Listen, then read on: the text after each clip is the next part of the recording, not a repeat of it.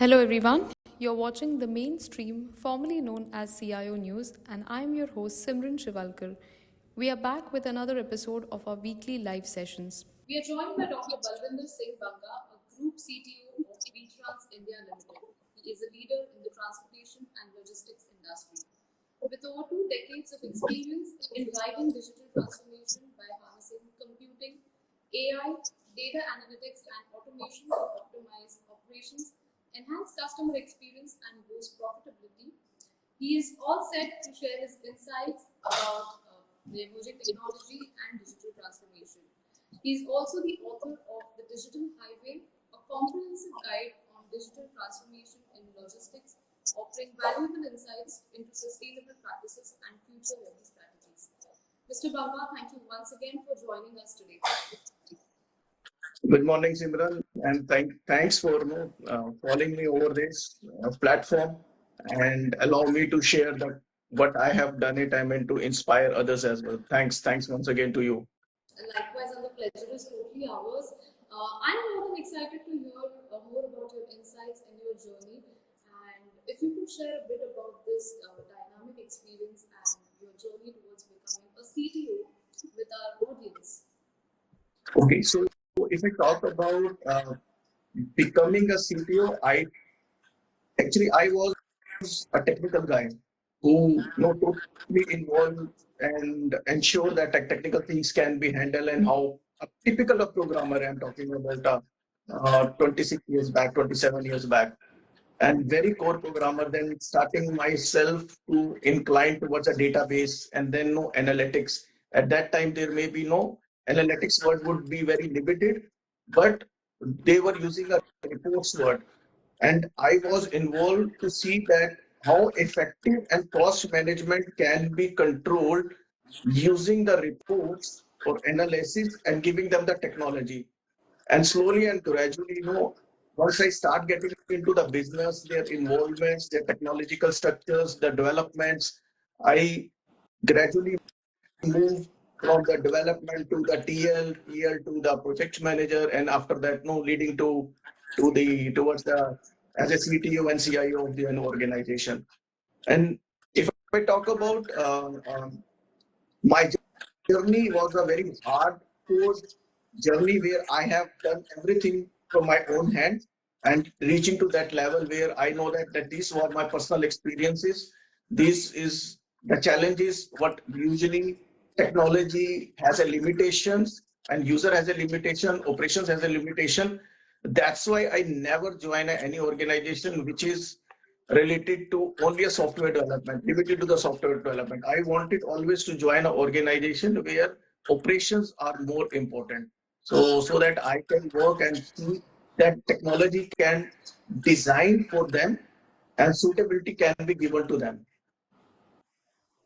Very well said, and thank you once again for giving us a glimpse about your dynamic experience and your journey so far. You are currently the Chief Technology Officer at VTrans, and you have great bit of experience when it comes to logistics and digital transformation. How do you foresee the future of this industry if you could throw some light on that? Sure, Simran. I have seen logistic industry. I mean, in almost 15, 16 years. I mean, when I started my career purely with the logistic industry, and I have seen that how it is being shaping up. And if you look at the GDP of any country, mainly logistics is the biggest contributor in any case. So even India, we have 14% of the GDP contributed by the logistics, and on the transportation, if we talk about, is approximately 5.5%. Now, in next 5 years, and this is one of the unorganized industry if I talk about. That's why national logistic policy comes in place last year, and they also have a similar thought that we should be no limit. We should be. Just a second. I think there is some echo which is coming. Let me just check it out if any other. Sure. Okay. Hello. Yeah. So this policy always advise how to cut down or reduce the costs which is involved in entire ecosystem. And when I talk about the as a position of the CTO, my responsibility also comes here how technology can improve the organization, uh, optimization, customer centric can be derived from the technology. So if I talk about what is going to happen in next 5 years, especially in the transportation, as I told you that this is an unorganized industry till now. So, but slowly and gradually things are moving ahead. We are looking forward AI, we are looking forward ML, drones, and we are looking forward autonomous vehicles. I mean, no coming here, and even there's so many startup companies which came with no, they have started already a blockchain technology. They have start showing the journey, no coming from the farmers and bringing to direct information to the consumers, and the entire is the logistics when we talk about. So from there to the end, and they want to bring those technologies in next 5 years. You will see blockchain is the most important critical technology which is being in the logistic industry. Drones, you will see very commonly start delivering last mile delivery. That will also be important. So this is the next 5 years, and especially autonomous vehicles, which already started. Couple of companies have already started that. So probably in next few years, you will see coming out anything, a great thing results will be coming out from these technologies. So I see a bright future, which is in a logistic industry for another 20 years. And in the next 5 years, so many things is coming up, going to come up in this industry. Absolutely. And because you said, emerging technologies, right from blockchain and machine learning, even cloud computing for that matter, along these lines, how do you think these technologies can drive operational efficiencies and also elevate customer experience when it comes to logistics as well as the other verticals? Actually, your question itself has an answer. So you yourself gave an answer. See, you yourself took a word optimization, right? So we cannot see the optimization in the older models, what we were working upon, because scalability is very much important.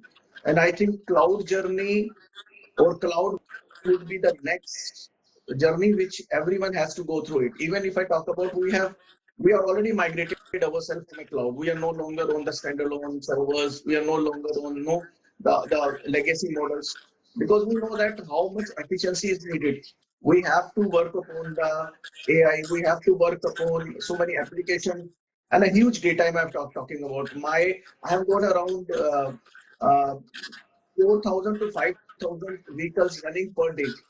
And I am getting a data from there, from the IoT devices, from SIM-based tracking, from many other places. I'm getting a data of my vehicle, and it is not possible now to manage if we are not on a cloud.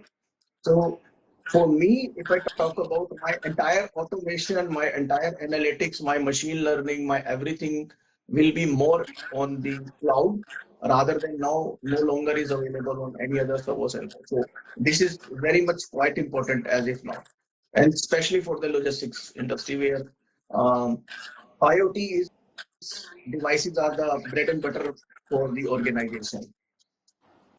Absolutely, and I think in that case, adoption is the only key strategy here for all the organizations and from every vertical impact. And you also highlighted Gen AI in your experience and your work. What is your take when it comes to emerging technology like generative AI? How do you think this can impact the future of logistics? Wonderful question. Honestly saying, this is one of the my favorite question when I talk about the Gen AI.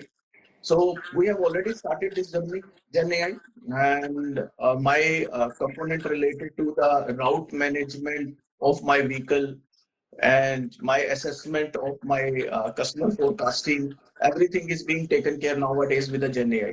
See, today I really want to understand if my material is moving, what is the weather condition, traffic condition, which is going to the destination, how the route and everything will be managed, and that has to be on the runtime only. Even the cost also.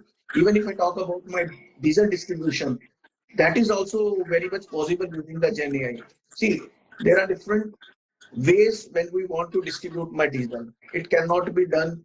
I mean, you can fill your tank in a one go, or maybe no, depending upon your different location, based on where you get a cheaper diesel. Based on that, you can fuel your tank, and entire algorithm, everything has to be done at a runtime, which can only be done using the Gen AI. I mean, one of my favorite area, if I talk about, where I have already delivered a lot of projects on a fuel consumption, where I have already given a lot of things on the route planning, as well as on the vehicle management. On, if I talk about especially my loading of my vehicle, even my warehousing. If I talking about like how my warehouse is being uh, be has to manage automatically during the season way, or some surplus requirement if comes. I mean, I would able to analyze and have to manage from my existing infra also, and even my Gen I tells that how much infra is needed if all of a sudden search requirement came. I mean, then what you have to do. So all this algorithm is built over the platform, and we are improvising on the regular basis because uh, VTrans is almost a 7 decades old company. So we have a huge data to analyze. We have a huge, huge uh, capacity to build many components over here, where we are going to deliver and see many results in coming future. Very well said, and I think we all can collectively agree there because this is one of the technologies which is here to which is here to stay, at least for the next few decades. And along the same lines, we spoke about a lot of technologies, but when it comes to an organizational level, there is a bigger focus here. A lot of organizations are now moving towards sustainability. As a chief technology officer, what is your perspective when it comes to organizations and balancing sustainability? Okay, so I would say we have to divide sustainability into multiple components, and I'm sure there's so much CIOs and CTOs and organizations or promoters. They all are working on that direction. So they have started this journey. Almost everyone has started this journey by saying it a paperless, and this journey now has to take to the next level. So we have most of the organization are paperless, but and slowly and gradually, I also change their standards. They also now start accepting the paperless model. After this, what we have to do, we have to see that how much energy consumptions what we are using in our organization have to be controlled. I mean, we should be deploying the LEDs, which we have already done in our VTrust. In most of our warehouses is running on the solar panels. So I mean, no, last year we I think save around 40% of our consumption by directly looking at that. I mean, this is running from the solar panel. And in our industry, especially if I talk about in our industry, last mile and first mile, which is a more crucial, and that can be delivered, material can be delivered from the EV vehicle also, and from the CNG also. So almost 30 to 40% we have already migrated. We have given a mandate that either we will be accepting the EV or we will be accepting the CNG based model vehicles, so that we can give our contribution to the environment as well. But it will definitely take another 2 years to completely, to completely move to that model. On that end, I think there is something called e-vehicle, which is now we have already integrated with our applications. So formally, what we have given, we give a lot of documents to our drivers. So now we do not need to give that documentation to our drivers. Everything goes to their WhatsApp. So majorly we have already made those changes. So I think 90% or 95% of the paper we have already reduced, which is actually a transporter requires to take papers along with during the transportation. So that movement, that journey we have already, we are ahead of that journey actually. VTrans has already worked on that, and we have already given those much deliverables. Fantastic. That's actually a great news for our audience and everyone of us. But in that case, would it be safe to assume or safe to say that organizations these in the coming era are becoming more and more conscious, and we can expect a shift when it comes to balancing innovation and sustainability. Yes, yes, absolutely right. And because that is not our, I would say, personal need. It is now no longer a personal need. It is about the environment which is requesting everyone, please save me.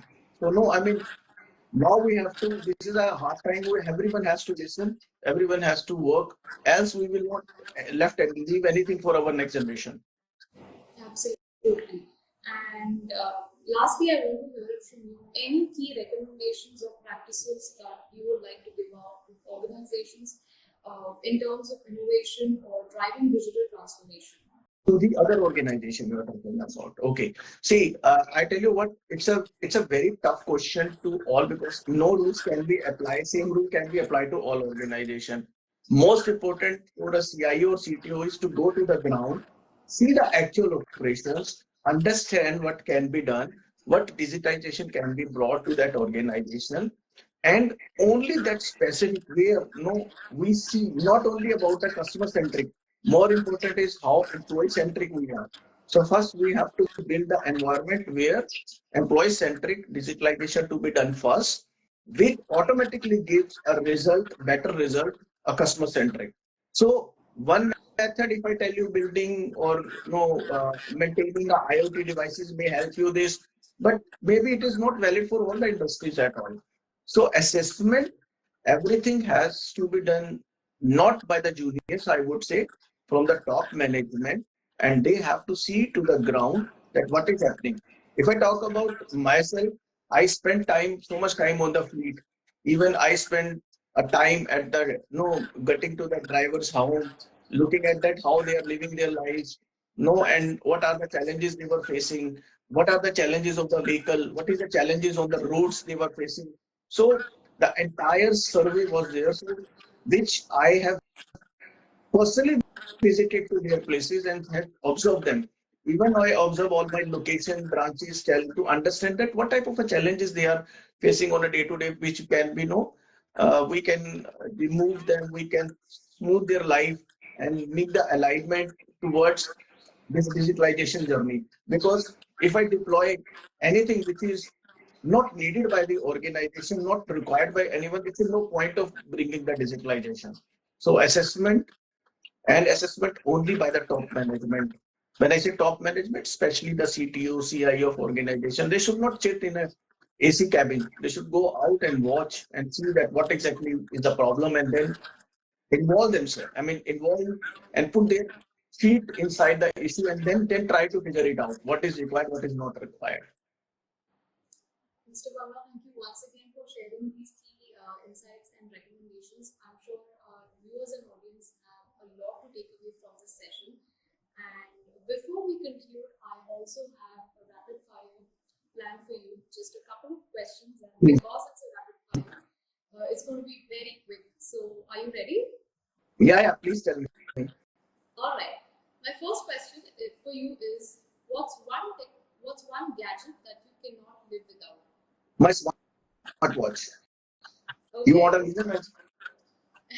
Any particular reason, or do you like to check your emails on your Uh, smartphone? I think one is it helps me to balance my life because I got to know my my meetings, my invites, my health status, everything quickly on my hand. So I need not to always carry my phone. So most of the time my phone is on silent.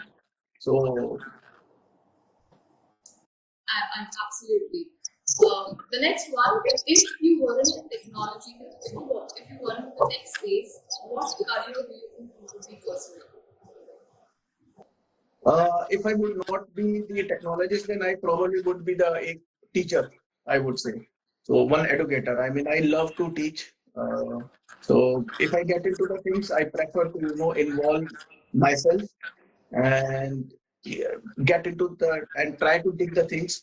And then the another way is I try to explain good. I mean, having a good explanation skills. So I try to explain to other also to the level to the even from the basic level. So I would be a teacher if I'm not the technologist. Absolutely, 100% agreed, and I think all of us can agree there. What's your go-to way to unwind after a busy week? Any particular My routine? family, my What is it? family, my lovely wife, and my kids, two kids. Sometimes I get a time to read a book as well. So I spend little bit time. At least I try to finish one book in a month. Fantastic. And the last one, what's one piece of career advice that you've received? The best one so far. Okay, so it was a very good question. One of the one of the input given by I still remember by managing director of Varuna, and he told me that you are good at technical. Now you have to learn a delegation also. And he gave me a book, The Minute Manager, and he told me, please read this book, and I want you to now pursue your career and ensure that you have to involve in a delegation. So probably he felt that okay, I was little weak on that side, and that strengthened me a lot. Honestly, that helped me a lot. So I always give him a regard because of this suggestion he gave me. I mean, long time back. That is incredibly wonderful, and thank you so much for sharing it with us today as well. And Dr. Banga, once again, I would like to thank you for joining us and agreeing to do this with us. While we conclude this session, I look forward to connecting with you again. Thank you, ma'am. It was my pleasure to part of this. Thank you. Likewise, and thank you.